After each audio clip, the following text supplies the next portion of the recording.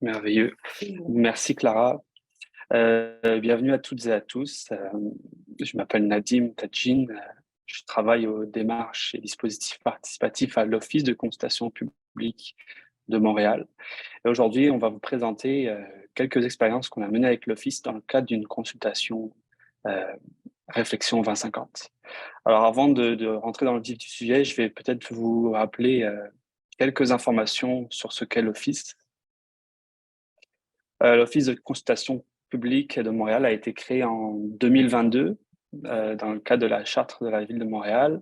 On agit comme un tiers neutre et indépendant, euh, composé d'une présidente et d'un bon nombre de commissaires qui sont nommés par le conseil municipal. On- Notre mission, c'est de consulter en fait le public montréalais sur tous les projets qui sont confiés par le conseil municipal ou le comité exécutif de la ville de Montréal. C'est également de proposer des règles qui visent à encadrer les différentes consultations publiques de l'instance municipale afin d'assurer une certaine crédibilité, une transparence et une efficacité. Et c'est aussi de réfléchir aux meilleures pratiques en termes de participation publique et de les adapter à notre réalité montréalaise. Euh, Quelques mots très succincts sur la nature de nos mandats. On consulte principalement sur des projets urbains, sur des projets immobiliers, des plans d'urbanisme, des sites patrimoniaux. Et on a aussi la possibilité de consulter à partir d'un droit qui s'appelle le droit d'initiative. Si un groupe de citoyens réunit 15 000 signatures, il peut soumettre une consultation publique auprès de la ville de Montréal et la ville peut ensuite la proposer à l'Office de consultation publique de Montréal. Alors, bref survol, je vais maintenant vous parler de la consultation Réflexion 2050, qui a débuté en avril dernier et qui est la suite logique en fait d'un long processus pour réfléchir le futur plan d'urbanisme et de mobilité de la ville de Montréal à l'horizon 2050. Et dans le cadre de ce futur plan d'urbanisme et de mobilité, la ville de Montréal a confié à l'Office la consultation autour du projet de ville. C'est le document que vous voyez à l'écran. Donc, c'est un document de vision qui poserait en fait les bases du futur plan d'urbanisme et de mobilité, issu d'une longue démarche prospective de près de 2 ans. Et les objectifs du projet de ville, c'est en fait de réfléchir le futur de Montréal d'ici 2050 et aussi de faire de la ville de Montréal une ville carboneutre à l'horizon 2050 en s'engageant dans la transition écologique. Euh, Au travers du projet de ville, on a des questions de fond qui orientent en fait notre consultation publique et l'ensemble des démarches et dispositifs qu'on a mis en place. Euh, Notamment, de quelle façon est-ce qu'on aimerait faire évoluer nos modes d'occupation et de déplacement pour nous inscrire dans la transition écologique, ou encore comment assurer cette transition écologique au bénéfice de toutes et tous et réduire les inégalités. Et bien sûr, la grande question, à quoi va ressembler la ville de demain? Alors pour ça, le projet de ville propose 7 grandes dimensions qu'on a aussi choisi d'explorer au travers de la consultation publique Réflexion 2050. Ces 7 grandes dimensions, elles se retrouvent au travers de nos activités qu'on a mis en place, notamment la population, le climat, les inégalités sociales, la mobilité bien sûr, mais aussi les activités, les formes urbaines ou encore les questions de gouvernance. Ces 7 dimensions que vous retrouvez dans le projet de ville, elles ont été déclinées en 3 échelles, l'échelle du bâtiment, l'échelle du quartier et l'échelle de la métropole. Et là encore, l'Office s'efforce de consulter le public au travers de cette dimension, mais aussi de ces 3 échelles. Alors, comment est-ce qu'on a pu approcher le public? Peut-être un petit rappel, c'est tout chaud, hein. On a commencé la consultation en avril et on est en train de la terminer actuellement pour la première phase. Il y aura ensuite une deuxième phase où est-ce que la ville va nous soumettre le plan d'urbanisme et de mobilité et on va repartir pour une deuxième phase de consultation. Mais laissez-moi vous dire quelques mots sur les dispositifs qu'on a mis en place dans le cadre de cette réflexion 2050.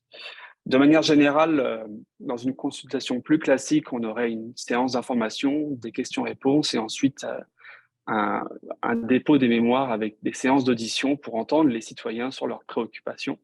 Dans le cas du projet de ville, qui est un mandat majeur pour l'Office et pour la ville de Montréal, on a développé une panoplie plus large de dispositifs participatifs, à commencer par une plateforme participative réflexion2050.ca si vous êtes curieux d'aller consulter ce qui se fait.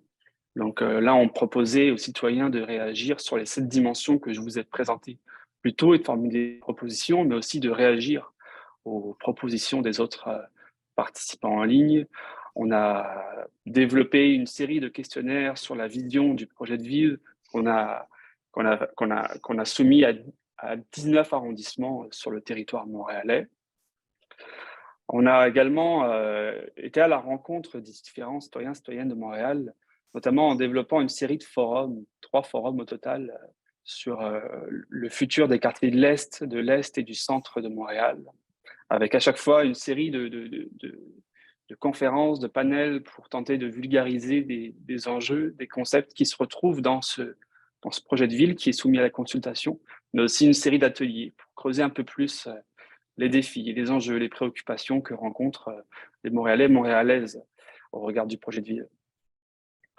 Un autre outil qui a bien fonctionné, c'est la trousse de consultation qu'on a mis en place. Ici, l'idée, c'était de pouvoir proposer à des citoyens qui n'avaient pas l'opportunité de se déplacer ici à l'office ou au travers de nos forums, de consulter leur groupe, leur réseau directement avec une trousse qu'on leur proposait et de nous envoyer, de nous faire parvenir leurs résultats. Et bien sûr, de façon plus traditionnelle, on vient juste de terminer les séances d'audition des opinions. À noter que à l'office, on peut soumettre des opinions qui sont orales, mais aussi écrites sous la forme de mémoire. Que le mémoire fasse 1 page ou 30 pages, on accepte toutes les formes de participation ici. Ça fait un peu le tour de façon très brève sur les différentes démarches qu'on a mis en place dans le cadre de la réflexion 2050. Mais le cœur de notre présentation, ça a été de vous partager 3 démarches spécifiques qu'on a retenues pour impliquer des nouveaux publics. Et là, je vais passer la parole à mes collègues collaborateurs, en commençant par Caroline Schindler, qui a développé une démarche auprès des plus jeunes, des enfants de 4 à 12 ans, avec son organisation Concertation Montréal. Je vais passer la parole à Caroline pour la suite de la présentation. Merci Nadim. Bonjour à toutes, bonjour à tous. Alors oui, je suis Caroline Schindler, je travaille à Concertation Montréal. Nous faisons partie des personnes qui ont déposé un mémoire à l'OCPM, comme Nadim vient de vous le présenter. Alors, Concertation Montréal, notre rôle, c'est de connecter les élus municipaux avec les leaders socio-économiques, avec 2 grands axes qui sont la participation citoyenne et la transition écologique. Depuis plus d'1 année maintenant, on a développé une expertise en consultation citoyenne auprès des jeunes enfants, donc à partir de 4 ans. On a fait cette proposition à l'ECPM dans un esprit de complémentarité et d'innovation aussi, parce que peu de personnes consultent les jeunes enfants, de consulter les petits Montréalais dans le cadre du projet de ville et dans le contexte que Nadim vous a présenté. On a consulté 111 enfants de 4 à 12 ans. On a élargi la tranche d'âge parce que je vais vous en parler plus tard, mais on visait plutôt les 4 à 8 ans au départ. On a quand même, sur ces 111 enfants, eu 70% d'enfants de 4 à 6 ans. Donc, c'était quand même notre cible d'aller consulter les plus jeunes. On a développé le projet en 2 volets, un volet dans les parcs et un volet dans les garderies. Je veux juste faire une pause vocabulaire. Au Québec, l'école commence à 4 ou 5 ans. Avant ça, on a un réseau de services de garde éducatifs à l'enfance qui correspond aux crèches et en fait à la maternelle. C'est comme une classe de maternelle d'aller dans un service de garde comme ça. Donc, ça va de 6 mois à 1 an jusqu'à 4-5 ans. Donc, quand je vais parler de service de garde ou de garderie, ça correspond à ça. Alors, pourquoi consulter les enfants et pourquoi consulter les jeunes enfants? Souvent, on nous demande, la première question qu'on nous demande, c'est quelle idée fantaisiste ont eu les petits quand vous leur avez posé des questions. Ils n'en ont pas tant que ça. On voit ce petit garçon qui est pris dans ses pensées. Les enfants, ils se posent des questions sérieuses, ils aiment les vrais sujets, ils aiment les conversations authentiques. Ils font partie des habitants de la ville à part entière. Et c'est aussi un droit d'être consulté selon la charte relative aux droits de l'enfant des Nations Unies, article 12, si vous voulez aller regarder ça de plus près. Et vous verrez dans ces 10 minutes de présentation, j'espère que oui, on peut consulter les enfants, même jeunes, ils ont des choses à dire. Oui, on peut aller récolter leur avis pour des projets qui les concernent, même des projets de grande envergure comme le plan d'urbanisme et de mobilité de Montréal. Et on peut faire ça avec une méthodologie rigoureuse qui respecte la parole des enfants. Alors, comme je vous disais, on a développé le projet en 2 volets. Donc, le premier volet dont je vais vous parler, c'est celui dans les garderies, donc service de garde éducatif. Pour ce projet-là, donc qui était vraiment porté, animé par Concertation Montréal, vous pouvez me voir en action sur les photos, on a créé en fait une histoire interactive qui met en scène un extraterrestre, donc c'est la petite peluche rose que je tiens dans ma main, un extraterrestre que je rencontre en venant voir les enfants. Je le rencontre dans la rue, il me raconte que son vaisseau est cassé et qu'il doit le réparer. Je propose aux enfants de lui faire visiter la ville pendant ce temps-là. Donc, ça crée un lien d'attachement avec la peluche, parce qu'avec les petits, ça marche, avec les un peu plus grands aussi d'ailleurs, et un œil extérieur. Donc, on raconte à l'extraterrestre. Donc, on se décentre. Ça fait tomber les barrières. Donc, on emmène l'extraterrestre à la garderie, qu'est-ce qu'on voit, etc., ce genre de questions. On prend des notes pendant l'histoire et on fait ensuite une période de dessin. Donc, ces dessins, on va les annoter. C'est important parce que on doit adopter pour cela une posture de non-influence, une posture neutre, dont je vous reparlerai tout à l'heure. Donc, on annote les dessins, puis ce sont les annotations et les notes prises pendant l'histoire qui vont être analysées. Donc, vous nous voyez en discussion avec les enfants sur les photos. Ensuite, le volet parc. On a travaillé en partenariat pour ce volet, donc avec le Centre d'écologie urbaine de Montréal pour aller vers les familles et les ateliers pour faire une médiation artistique, puisqu'on a travaillé avec des pictogrammes pour ce volet-là. Donc, les enfants pouvaient associer les pictogrammes et nous en parler. Encore une fois, c'est l'interprétation des pictogrammes qu'on a utilisé dans l'analyse. C'est là qu'on a élargi la tranche d'âge, parce qu'on a réalisé que les grands frères, grandes sœurs étaient vraiment intéressés par le projet. Donc, on a décidé de les inclure dans l'analyse des résultats. Donc, vous pouvez voir sur la diapo suivante un exemple de planche avec les pictos associés et coloriés. Donc, pour faire le lien avec les dimensions que Nadine vous a présentées, c'est sûr que le projet est très vaste. Le projet de ville, c'est vraiment large, jusqu'en 2050 en plus. Les dimensions sont parfois un peu abstraites. Donc, ce qu'on a fait, c'est qu'on a, comme à la fois pour l'histoire et pour les pictogrammes, on a relié les dimensions aux questions que vous voulez poser aux enfants à travers ces démarches-là. Il y a 3 dimensions qui ont été plus faciles à raccrocher aux histoires et aux pictogrammes. Ce sont la mobilité, les activités, le climat et l'environnement, comme vous pouvez le voir. Les dimensions qui sont en bas de la diapo ont été un peu plus dures à considérer parce qu'elles étaient plus difficiles à relier au quotidien des enfants. Et j'ai ajouté en rouge ce qui était ressorti des propos des enfants. Donc, ça a fait de nouvelles dimensions qui sont sorties dans l'analyse et dans notre rapport. On a beaucoup travaillé sur l'éthique. Dernier point méthodo, on a apporté une attention particulière aux quartiers excentrés, mal desservis, défavorisés, et on a consulté des enfants dans 12 arrondissements sur les 19 arrondissements montréalais. On a pris soin de l'éthique, donc avec le consentement des parents évidemment, mais aussi des enfants. Donc, on a été très clair sur le projet, un consentement libre, éclairé, continu, c'est-à-dire que l'enfant pouvait changer d'avis, dire oui, puis à la fin, plus avoir envie, et c'était sans qu'il y ait préjudice de quoi que ce soit. Une invitation authentique et la posture des adultes dont je vous parlais tout à l'heure. On arrive en tant qu'adulte avec nos biais, on le sait. On veut dire, même sans s'en rendre compte souvent, en toute bienveillance aux enfants, ce qui est bon. Et eux-mêmes, les enfants anticipent souvent la réponse des adultes, comme à l'école, par exemple. pour avoir la bonne réponse ou pour faire plaisir à l'adulte. Donc, on a essayé vraiment de se détacher dans l'animation, de se détacher de cette posture-là pour avoir une posture neutre, sans jugement ni positif ni négatif, pour avoir vraiment la parole des enfants. Ce qui est ressorti d'important dans la ville, ce qu'ils nous ont décrit, c'est d'abord le chez-soi. Donc, la maison, la famille, et le parc étant vu comme une extension du chez-soi. À Montréal, il y a vraiment des parcs à tous les coins de rue. Et le parc, c'est l'endroit qui est presque comme à la maison. On peut rencontrer aussi ses amis. En termes de mobilité, ils ont souvent parlé d'alternance de modes de transport, de mobilité douce. Leurs points de repère, évidemment, ne sont pas les mêmes que ceux des adultes. Ils se repèrent moins au nom de rue, mais ils vont se repérer au magasin, au restaurant, au parc. Les parcs, ils n'ont pas de nom, c'est le parc gris, le parc avec des poissons, etc. Donc, ils ont leur propre point de repère dans la ville. Et ils vivent plus la ville, dans le paysage de la ville, ils vivent plus la ville avec leurs sens. Ils sont sensibles à ce qu'ils voient, à ce qu'ils entendent. Et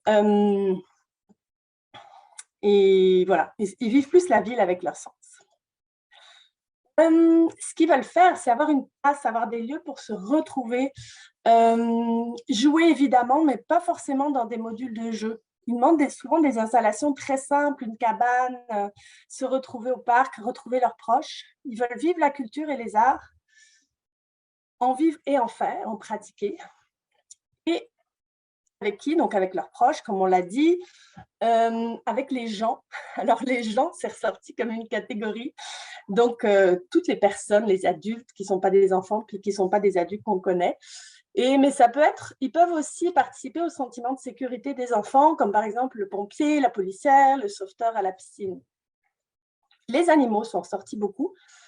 Les enfants, beaucoup, sont intéressés par les animaux, veulent entrer en relation avec eux. Et si je fais un arrêt sur la transition écologique, on n'a pas utilisé ce terme pendant la consultation, mais on voit que la faune et la flore et nos relations avec elles ont occupé une grande place dans ce qu'ont dit les enfants. Et aussi une préférence pour la mobilité douce et cette question des êtres vivants qui partagent la ville avec nous. Comment on établit des relations réciproques, qui a le droit à la ville. Ce partage entre les êtres vivants s'est ressorti dans les propos des enfants. Pour finir, on ne peut pas avoir les mêmes attentes quand on va suivre les enfants que les adultes. C'est sûr qu'ils vont moins se projeter dans l'avenir, mais ils peuvent nous parler de leur ville aujourd'hui. Ça a le mérite de nous ramener à leur hauteur, qui est une hauteur d'inclusion. Et c'est un éveil à la citoyenneté, mais c'est plus que ça. C'est considérer les enfants pas comme les citoyens de demain, mais les citoyens d'aujourd'hui. Et quand ils seront adultes, si on continue cette sensibilisation à la citoyenneté, au fait de donner son avis, ce seront des adultes qui seront plus prêts à s'engager dans la vie citoyenne. Mais pour ça, il faut penser cette culture de consultation dans un continuum.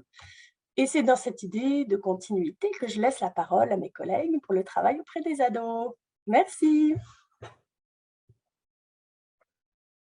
Merci Caroline pour les ponts que tu crées.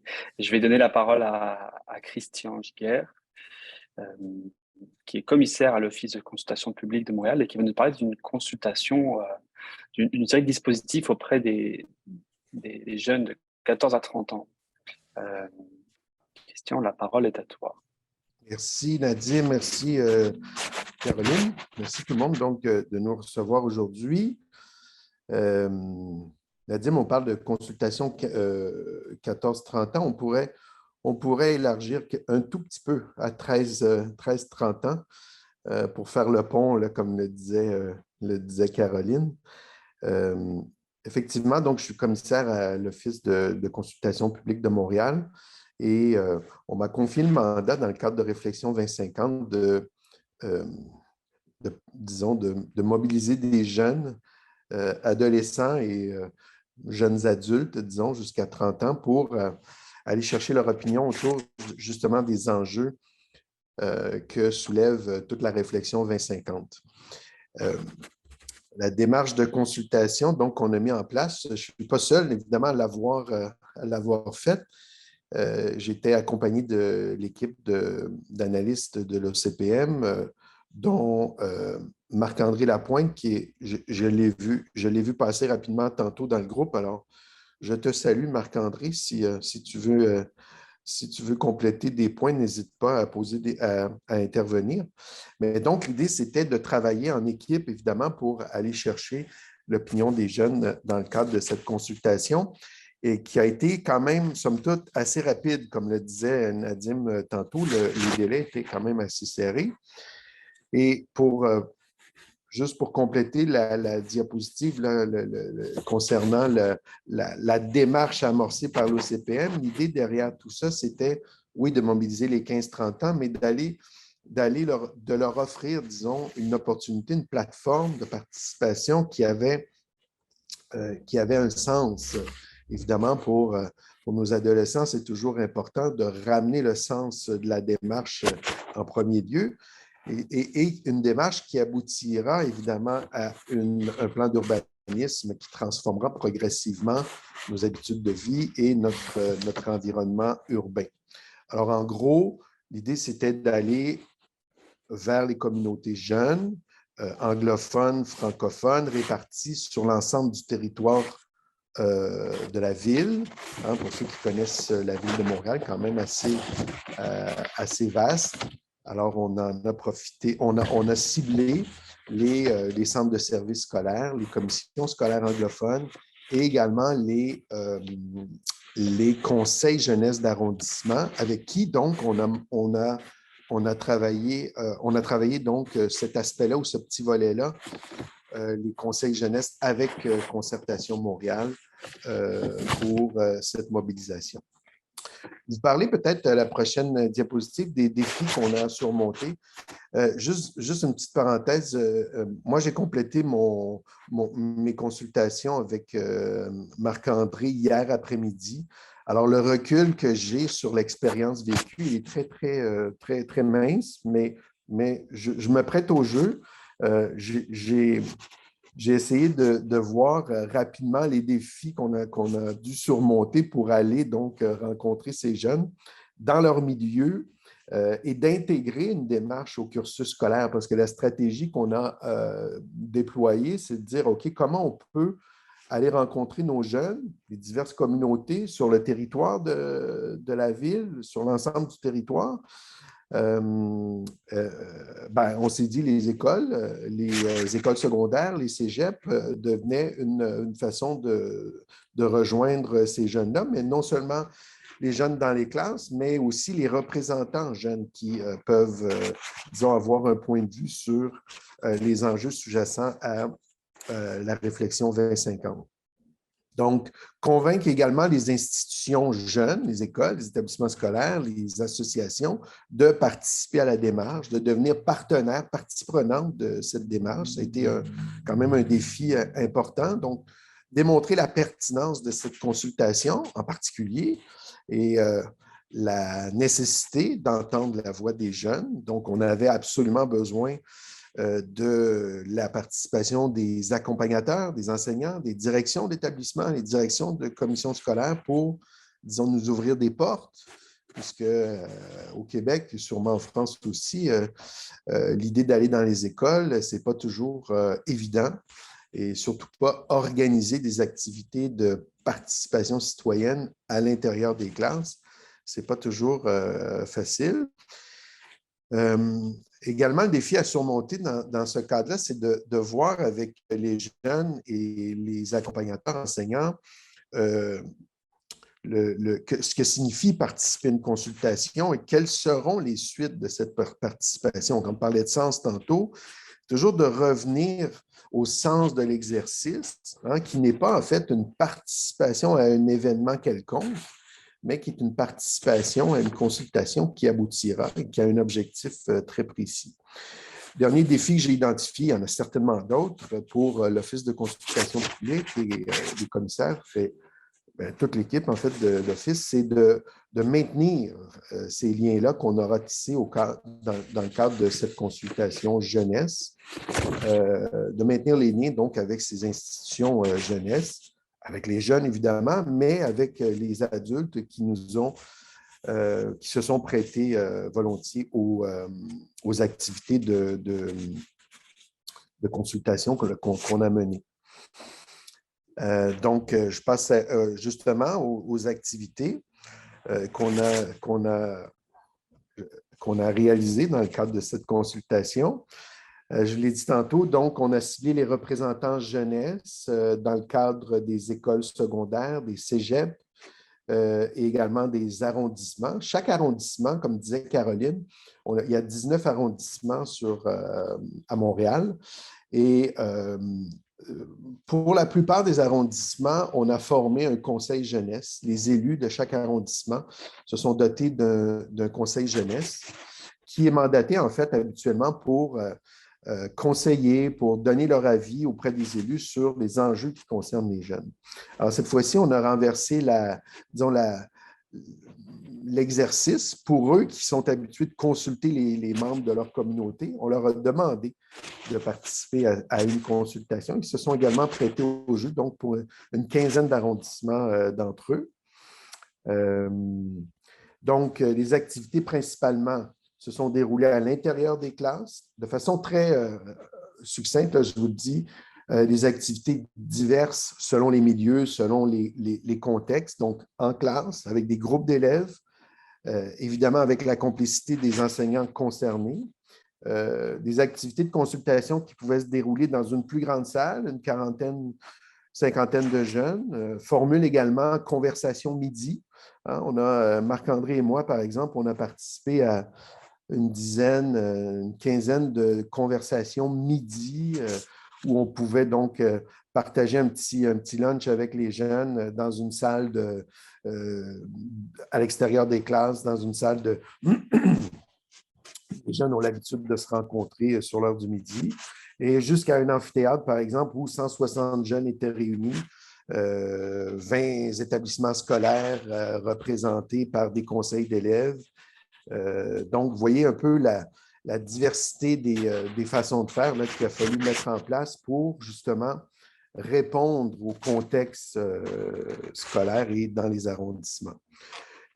Les principaux outils utilisés, on l'a vu un peu avec Nadim, je ne m'étendrai pas trop là-dessus, des vidéos, donc en images pour mieux comprendre l'objectif de la réflexion 2050, beaucoup d'activités brise-glace. En fait, toujours, Marc-André, son équipe avait mis en place des activités brise-glace où on demande aux jeunes une première question, qu'est-ce que j'aime de Montréal? Qu'est-ce que j'aime dans mon arrondissement? Qu'est-ce que j'aime moins? Et tout de suite, on brisait la glace de cette façon-là en partageant un point de vue et déjà en commençant à chercher des solutions sur ce qu'on venait de soulever. Jeu de rôle, évidemment, pour réussir à se projeter en 2050. Donc, avec l'équipe de l'ECPM, on mettait en place, notamment à travers une trousse que Nadim a abordée tantôt, un jeu de rôle qui nous permettait justement, qui permettait aux jeunes de se projeter en 2050. Travail de petits groupes, réflexion, choix, collaboration aussi. On devait parfois même faire des compromis.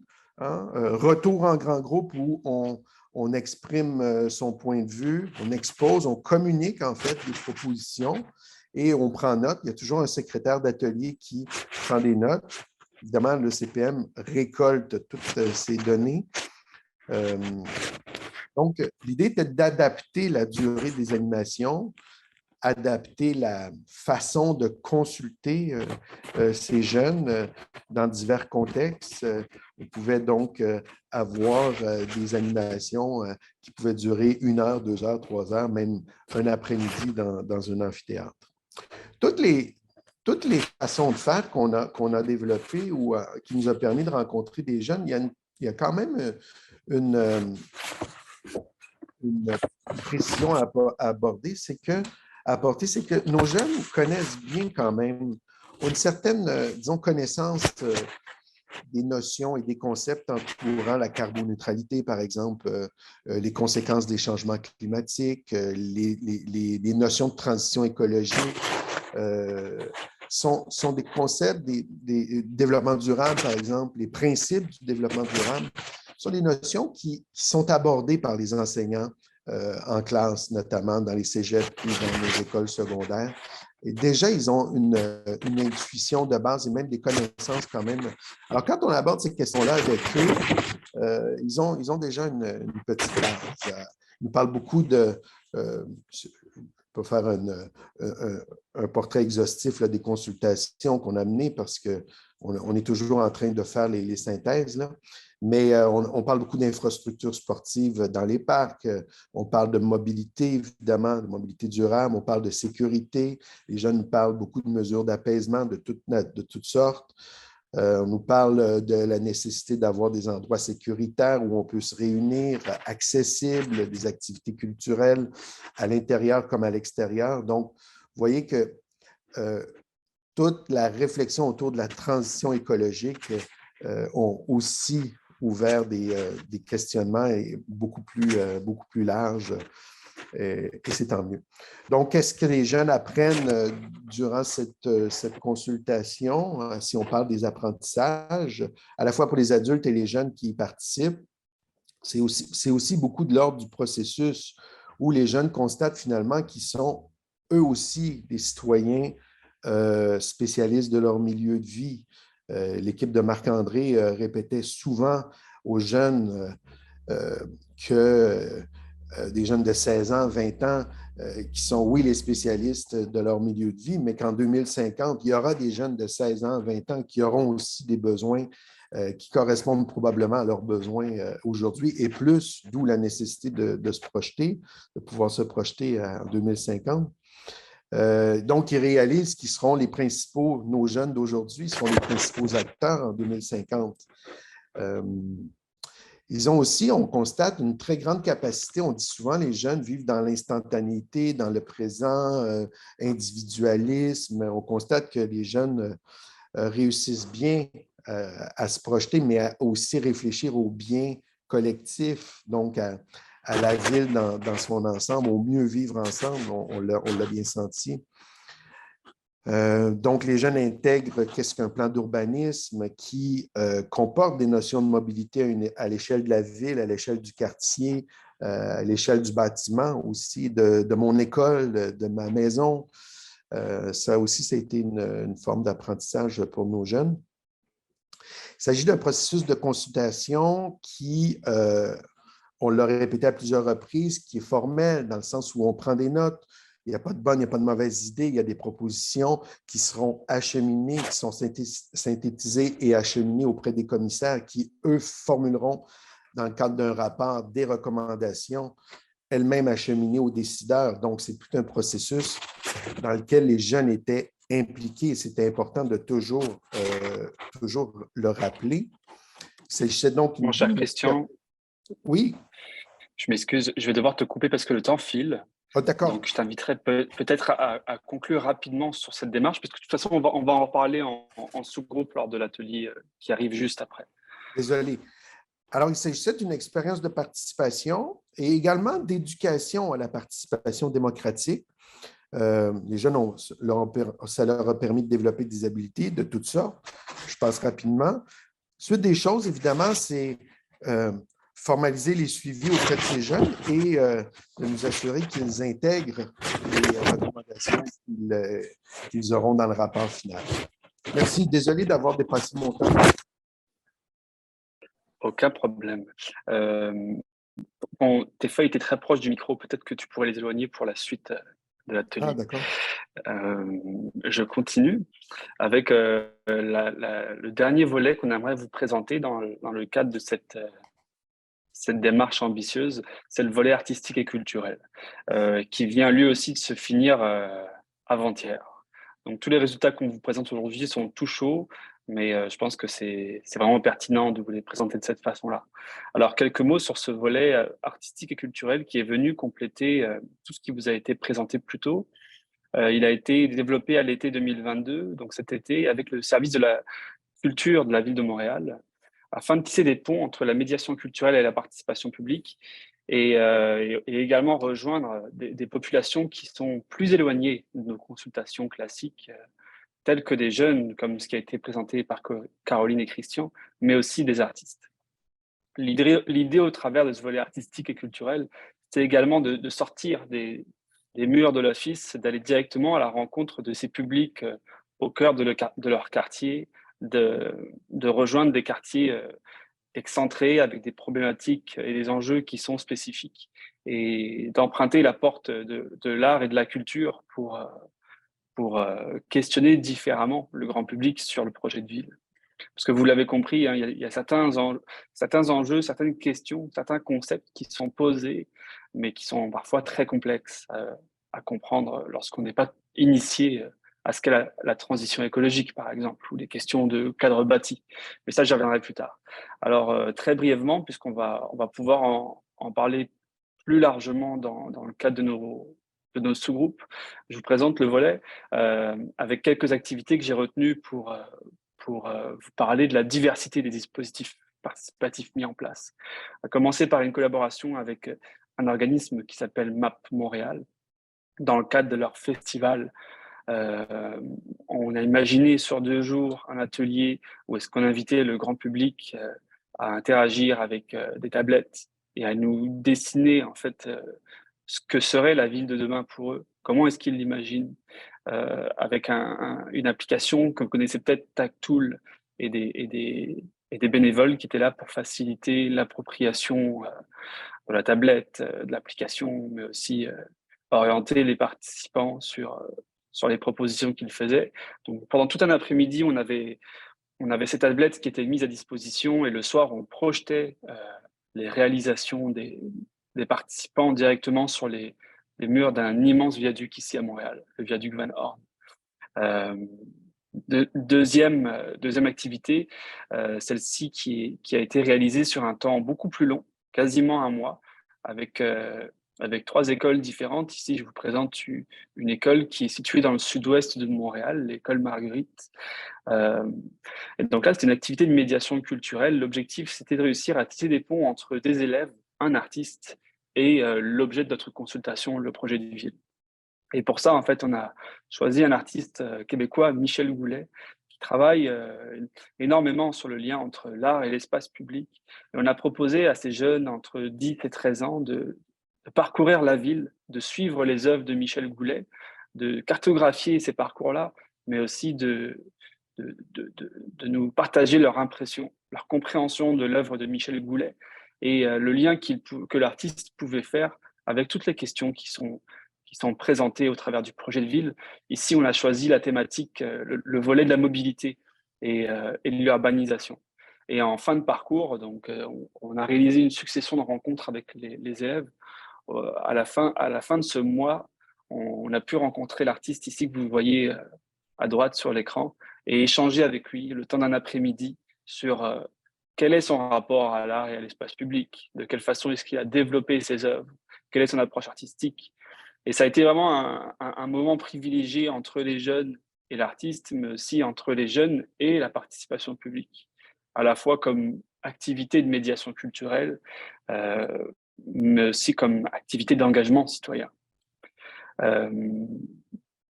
Une autre activité qui a eu lieu le week-end passé, c'était un parcours d'art public avec une discussion autour des différentes dimensions du projet de ville. Environ 8 œuvres qui étaient présentées le temps d'un après-midi par un médiateur avec des activités qui étaient ouvertes au grand public. Ici, une œuvre intéressante, La résonance des corps, qui présente le lien entre les univers sonores et les espaces urbains.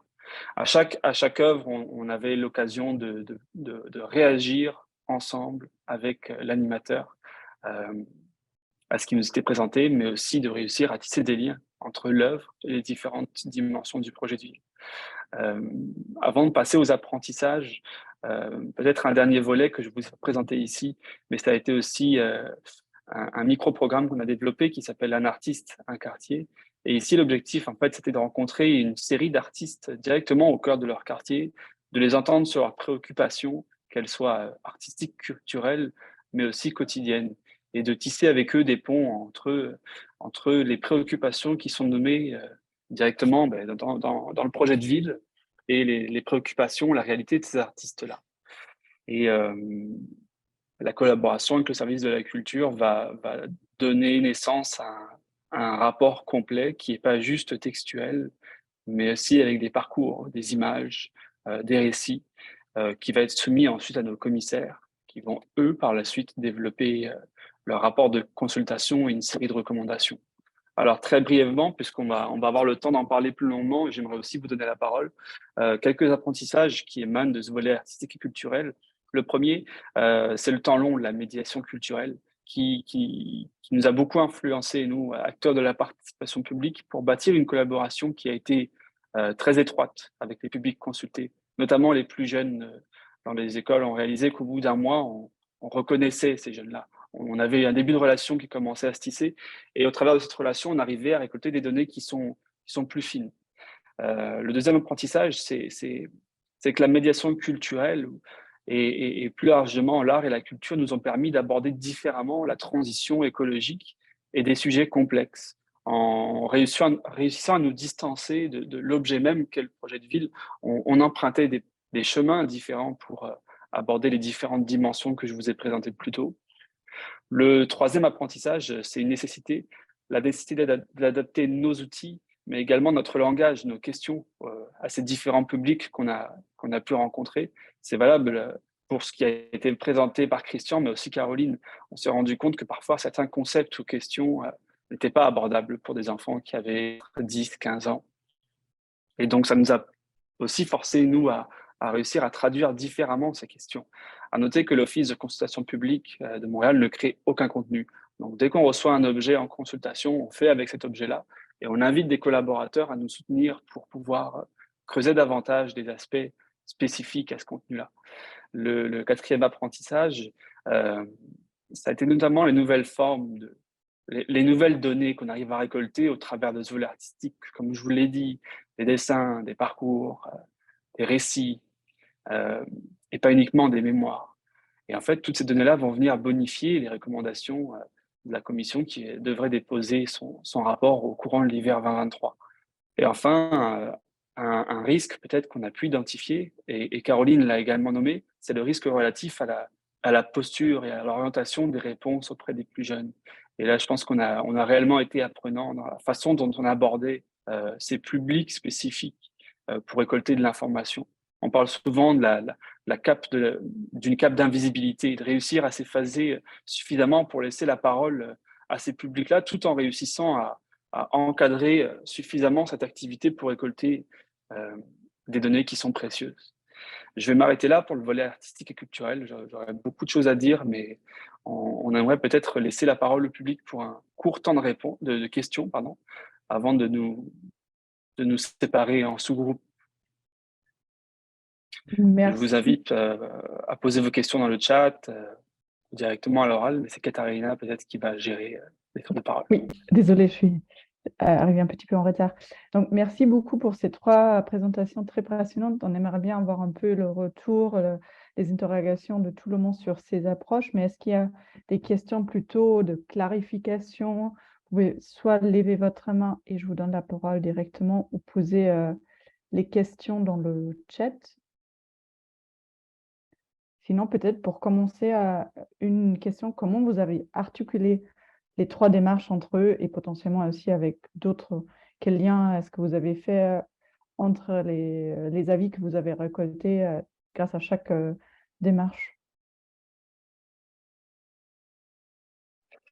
Il faut comprendre qu'on a terminé ces démarches la semaine passée, pour la plupart d'entre elles, et je donnerai peut-être la parole à mes collègues Marc-André ou Guy, notamment Marc-André qui va s'occuper de l'analyse de toutes ces données et qui va avoir pour mission de tout colliger, mais aussi créer des ponts entre ces différentes données.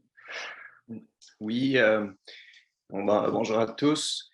En début de parcours, il y a quelques mois, la Ville nous a donné pour mandat de consulter les publics qui, d'ordinaire, ne participent pas à nos processus formels de consultation, en particulier les jeunes, comme vous l'avez constaté, les enfants, les ados, les jeunes adultes, mais aussi les personnes racisées, les personnes migrantes, et ainsi de suite.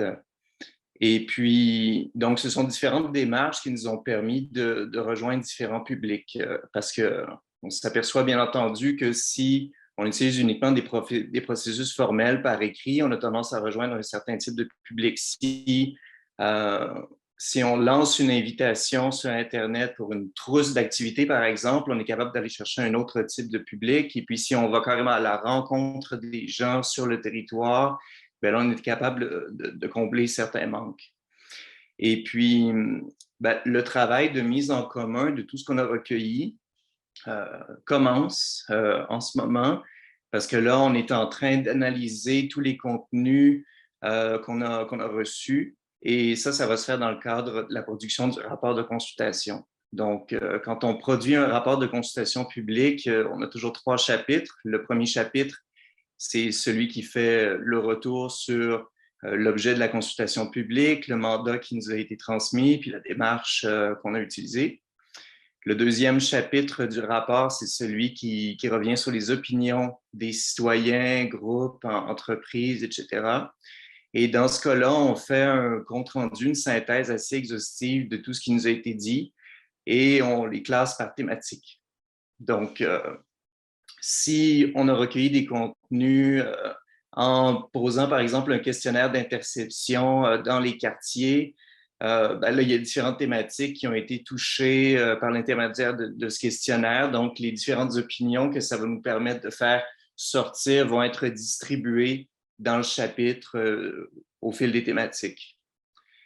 Et voilà, on procède comme ça tout le temps. On classifie par thématique et puis ensuite, ben, les commissaires sont toujours en contact avec nous et nous, on leur partage notre analyse et eux vont en tirer des recommandations. Merci. Voilà. Et peut-être lié à cette question, il y a une question sur quels livrables sont attendus à la fin. Donc, vous avez parlé un peu de ces rapports et aussi comment vous faites les retours vers le public avec lesquels vous avez travaillé.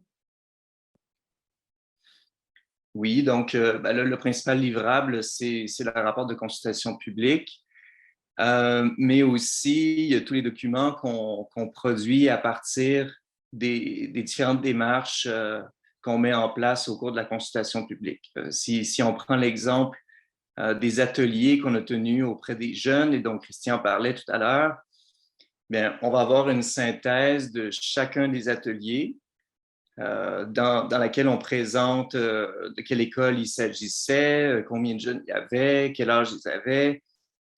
Donc, on produit comme une micro-synthèse de cet atelier, puis le document entier, c'est l'ensemble de toutes les synthèses. Et ce document-là, bien, il va nous servir en quelque sorte de lien pour maintenir le contact avec ces écoles au fil du temps, puis ça va nous servir aussi à présenter nos démarches dans le cadre de futures consultations. Donc, au début de la consultation publique, Christian s'est promené dans les différentes commissions scolaires, les centres de services scolaires, en disant, bon, on veut monter des activités. Et là, comme c'était assez nouveau comme marche, on n'avait pas de matériel à leur présenter, mais là, cette fois, ça y est, on a produit notre matériel, donc ça va être beaucoup plus facile dans les prochaines consultations d'arriver avec ça, puis de leur dire, regardez le résultat que ça peut produire, et puis la valeur que la parole des jeunes peut avoir sur le développement de la ville. Merci. Je prends les 2-3 dernières questions du chat avant qu'on passe en groupe. Quelle méthodologie est-ce que vous utilisez pour analyser les contributions quantitatives et qualitatives? Donc, est-ce que vous avez une méthodologie spécifique? Oui. Ben, une petite précision, c'est qu'on ne fait pas vraiment de quantitatif. Oui, bien entendu, on compte toutes les participations, on essaie de les classer au mieux, mais c'est simplement pour s'assurer qu'on a rejoint les publics qu'on visait. Donc, ce n'est pas suffisant pour nous d'avoir, par exemple, 50 personnes qui vont nous dire que la mobilité durable, il faut que ce soit comme ci, comme ça, par exemple. Donc, le nombre, on dit toujours qu'une bonne idée dite une fois reste une bonne idée et une mauvaise idée répétée 100 fois reste une mauvaise idée. Et puis, notre objectif à nous, c'est de voir ce qui est souhaitable, ce qui est acceptable et ce qui est inacceptable. Donc, ça, c'est notre objectif de base. Et puis, pour ce qui est du qualitatif, ben, c'est ça, on fait presque uniquement du qualitatif.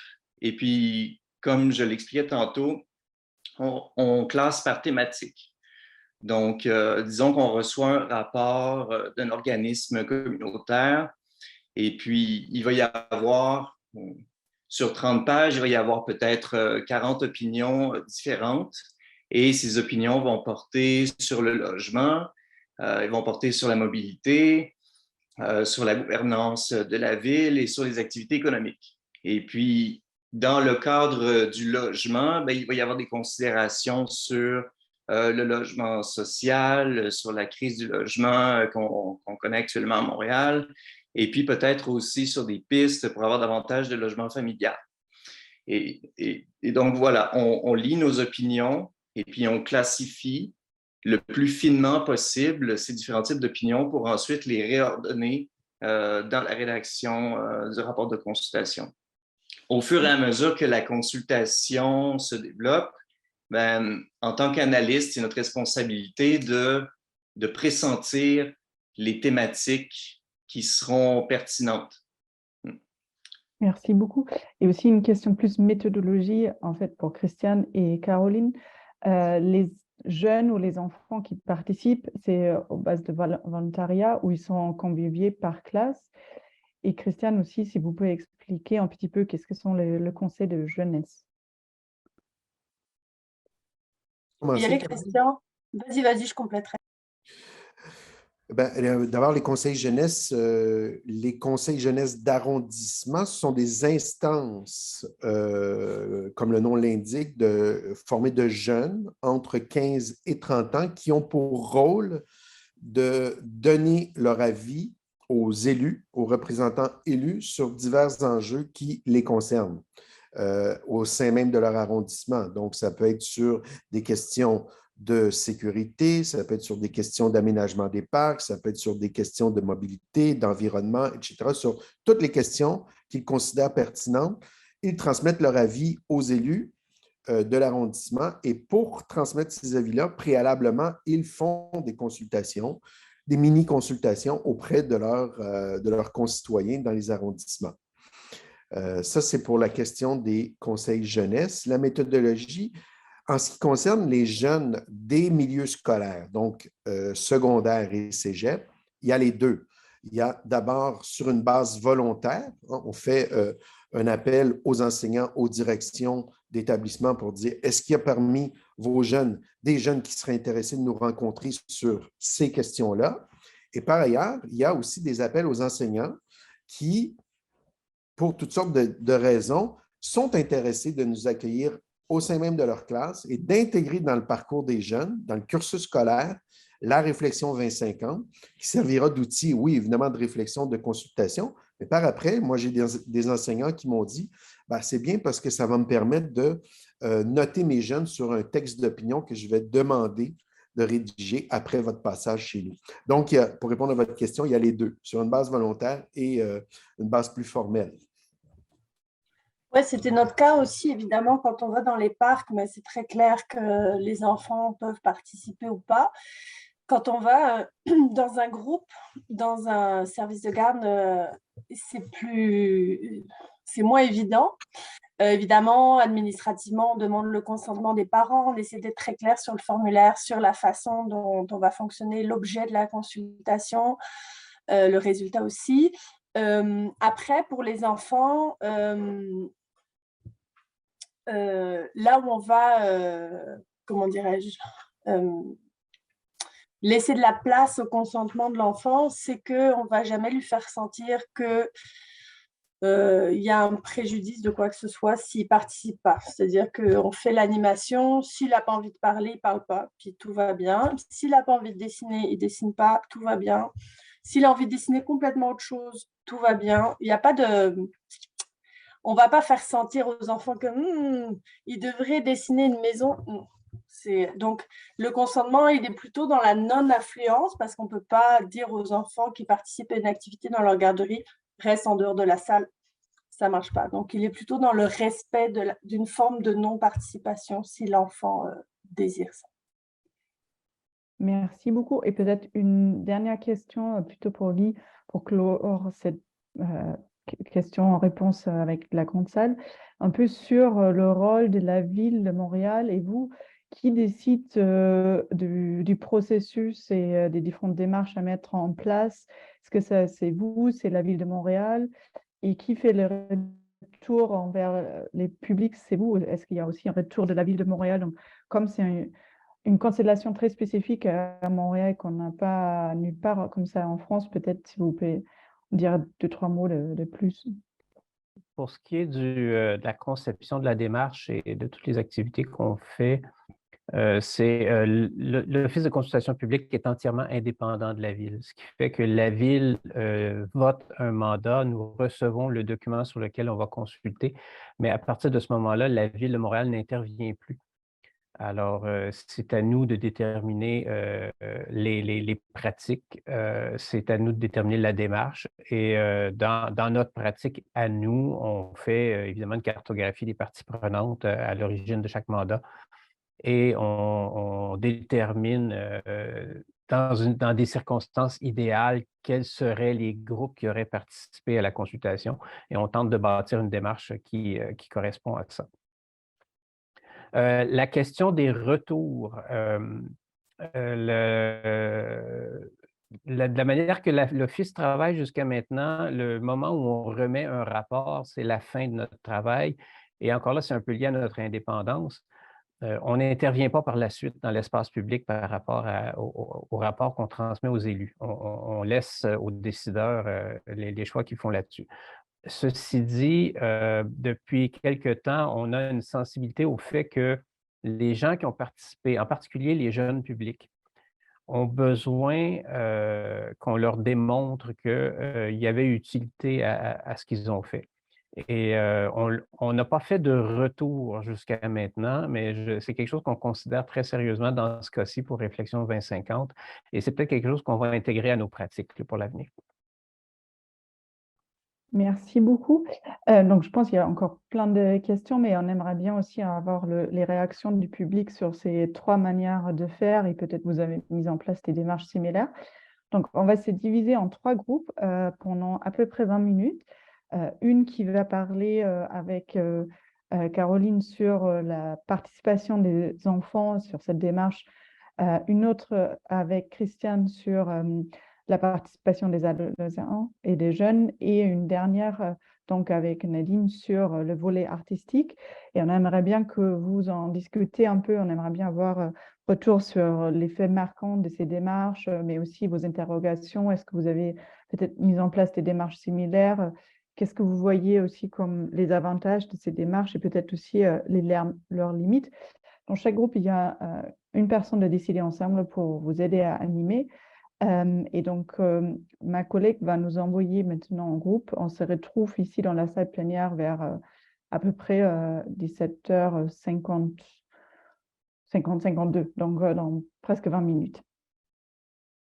Bon, bonjour, donc j'espère que vous avez tous eu des discussions très intéressantes. Peut-être on peut faire un petit tour de table de quelques faits marquants qui sont sortis de vos discussions. Peut-être je commence parce qu'on était le premier groupe, celle qui a parlé de la participation des tout petits, donc des 4 ans. Donc je pense déjà tout le monde était impressionné qu'on considère des enfants aussi jeunes comme des citoyens légitimes à parler et on réfléchit à les inclure. La grande question, c'est de comment les faire inclure. Et donc, à travers l'école, c'est bien sûr possible si on arrive à avoir l'accord des écoles, mais il y a toute la question de consentement parce que si ça se passe pendant les horaires scolaires, c'est plus difficile pour un enfant de ne pas participer s'il ne veut pas. Et une des grandes questions, c'est le retour envers les enfants parce que d'un côté, on est à une consultation autour des thématiques quand même abstraites et aussi les délais de la réalisation, de la consultation ou des démarches qui suivent est tellement absurde et hors imagination de ces enfants que ça, c'est un des gros défis parce qu'on ne peut pas leur montrer en rapport ou vraiment la réalisation qui va peut-être se faire d'ici 5 ans. Mais oui, en général, tout le monde était impressionné et trouvait ça très bien de sensibiliser les enfants de ce très jeune âge et de les intégrer et leur construire leur citoyenneté. Donc peut-être, Sarah, je te laisse faire un petit retour de ton groupe. Alors, je veux bien, mais j'ai raté une partie parce que je n'ai pas réussi à arriver tout de suite. Donc, je ne sais pas si Marc-André ou Christian, vous voulez commencer parce que j'ai manqué la moitié, j'ai peur d'être très incomplète. Mais je peux me lancer sinon, si vous préférez. Je pense que l'important, c'est Marc-André revoit un petit peu les trois façons de faire qu'on a. Ça intéressait beaucoup les gens. Parfait. Donc, voilà, on a utilisé 3 approches pour consulter les jeunes, les adolescents. La première, c'est la mise en situation. Je vais essayer d'y aller brièvement. Donc, on avait Kimia, une adolescente de 15 ans qui devait faire 3 déplacements dans sa journée, un premier vers l'école, un second vers une activité organisée, puis un troisième pour aller à une rencontre avec ses amis. Et on demandait au groupe en 2022 donc de décrire ces déplacements, le mode de transport utilisé. Ça pourrait inclure la marche, bien sûr, et aussi les sensations qu'elle éprouvait à travers, durant ces déplacements. Donc, positif, négatif, et ainsi de suite. Et il y avait aussi 2 endroits où elle se rendait après l'école. Donc, l'endroit de l'activité organisée, par exemple, un cours de musique, une activité sportive, et enfin, en soirée, un endroit extérieur ou intérieur pour rejoindre ses amis. Donc, on demandait aussi à l'équipe de décrire les endroits où elle allait, parce qu'évidemment, c'est très pertinent dans le cadre de la consultation, comme des équipements collectifs, des parcs, et ainsi de suite. Et, et voilà, de porter un jugement sur les qualités et les défauts des endroits visités. Puis ensuite, on se projetait en 2050 et là, on disait, ben là, il y a une autre adolescente de 15 ans qui va faire un parcours similaire. Et là, on vous demande d'écrire les déplacements en disant tout ce qui a été identifié comme étant positif en 2022, vous devez le présenter comme étant amélioré. Et tout ce qui a été présenté comme négatif en 2022, ben, vous devez le corriger et faire des propositions en ce sens. Puis ensuite, on faisait un retour en plénière, chaque équipe présentait ses résultats. Donc ça, c'est la première chose qu'on a faite. Puis ensuite, on a eu des groupes assez petits, d'à peu près 8 élèves. Et là, on procédait par conversation. Comme j'avais une bonne connaissance déjà des thématiques de la consultation publique, je posais des questions comme ça en rafale au groupe qui réagissait. Et puis, la conversation suivait son cours. Puis, quand on avait épuisé une thématique, on passait à la suivante. Puis, on essayait de toucher le plus grand nombre de sujets durant l'heure en général qu'on avait à notre disposition. Puis, enfin, ben, on a utilisé la trousse d'activités. Donc, on avait des fiches concernant les enjeux et on avait des fiches concernant les propositions. Donc, on demandait aux jeunes d'identifier des enjeux, autrement dit, des problèmes, des difficultés qu'ils percevaient dans leur environnement, soit leur quartier ou la ville de Montréal au complet, de les décrire. Puis ensuite, en général, ils arrivaient à 6 ou 7 enjeux. On leur demandait d'en sélectionner 3 et de faire des propositions pour ces 3 enjeux. Et puis, on faisait un retour en plénière. Donc voilà, 3 types d'activités. Et puis, comme je le mentionnais tantôt, ben, il s'est avéré que la trousse d'activités en général, c'est ce qui fonctionne pour la plus grande variété de situations. On l'a utilisé pour une dizaine de personnes, mais on a aussi eu une activité avec 160 jeunes, puis ça a très bien fonctionné. On a réparti l'entièreté du groupe en petites équipes, et puis chacun a pu travailler. Puis quand ils sont ensemble, ben, c'est beaucoup plus facile d'échanger, de négocier. Puis ils sont moins gênés de le faire aussi. Donc voilà. Merci beaucoup. Et donc peut-être pour le troisième groupe, quels ont été un peu les faits marquants de cette démarche artistique? Qu'est-ce qui est ressorti de votre discussion, Nadine? Oui, je peux y aller très brièvement et j'invite les personnes à compléter. On a parlé du lien entre médiation culturelle et participation publique et la très bonne réception qu'il y a eu à la fois du service de la culture, de l'Office et des participants. À savoir que pour le service de la culture, c'était une opportunité de rejoindre des nouveaux publics, de développer des nouvelles démarches avec un acteur institutionnel. On a soulevé l'enjeu de la formation des médiateurs sur le projet de ville euh, avant d'aller à la rencontre du public. Et également la collaboration qui a eu lieu entre le service de la culture, mais aussi les services de médiation dans chacun des arrondissements. Peut-être pour bref rappel, on a des équipes qui sont spécifiques dans chacun des arrondissements avec des façons de faire qui sont aussi spécifiques. Donc, ça a aussi été un enjeu pour nous de pouvoir réussir à uniformiser tout ce qui a été développé ici et de récolter un contenu qui est lui aussi uniformisé. On a parlé de la création de contenu en rappelant que l'Office ne crée pas de contenu, mais qu'elle consulte sur un objet qui lui est soumis, contrairement à ce qui peut être fait en France avec les maîtres d'ouvrage, par exemple. Et donc là, on a présenté la médiation culturelle comme une stratégie pour aborder différemment ce contenu, prendre une nouvelle porte, un nouveau chemin pour aller chercher des informations qui sont pertinentes. C'est ça. On a eu des questions sur les budgets, en précisant que c'était l'Office qui payait les médiateurs, mais que les salles et les espaces sont faits gracieusement par la Ville de Montréal. C'est tout ce que j'aurais à dire, je pense, pour notre groupe. Merci beaucoup. Je ne sais pas s'il y a une dernière remarque, une dernière question. De toute façon, nous, on a enregistré ce webinaire, donc il sera disponible sur notre chaîne YouTube dans quelques jours. Et aussi, si jamais ça vous intéresse, vous pouvez nous contacter, on peut vous mettre en contact avec nos collègues de Montréal. Et on aimerait bien, ça fait déjà un bon moment qu'on a des échanges avec eux et on va continuer à garder ces liens et vous permettre d'échanger entre vous. Je ne sais pas, Nadim, Guy, si vous avez une dernière remarque ou commentaire. Ton micro est coupé. Merci à tous. Écoutez, on est bien content de vous partager, comme vous dites, c'est à chaud parce qu'on termine ces jours-ci toute cette activité. Et au cours des prochains mois, on va être comme dans un conclave à rédiger, analyser. Les commissaires vont produire ce rapport. Donc, si on se revoit au mois de juin, on vous parlera de qu'est-ce qui aura été le résultat de tout ça.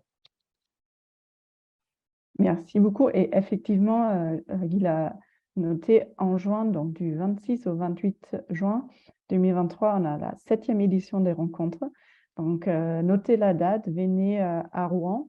Il y aura aussi quelques jours en numérique, les dates sont à confirmer. Et pour ceux qui ont participé aujourd'hui ou aussi qui ont été à Rennes, n'hésitez pas à nous faire vos retours dans notre petite enquête d'évaluation. Ça nous aidera à innover, à modifier les rencontres et tester toujours des nouveaux formats. Et sinon, merci beaucoup à tout le monde. Bonne soirée à ceux qui sont ici en France et bonne journée encore nos collègues à Montréal. Merci beaucoup pour ces discussions intéressantes et le partage d'expériences très, très riches.